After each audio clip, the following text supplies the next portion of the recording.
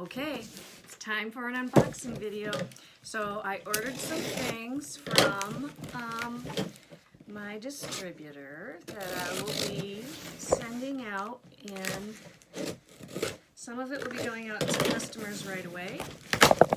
Some of it will be going out to my website inventory, putting those in. Okay, here we go.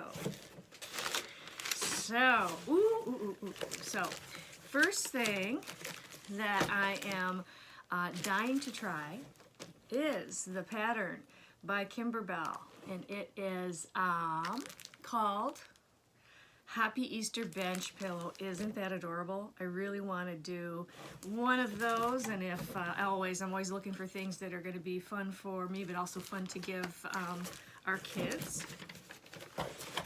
And the other thing that I got is the Sassy Totes. And so these are the two items I got today. Now this, if you haven't seen these, here's mine that I use constantly. It's a bag for you to be able to put in all of your items that you use all the time.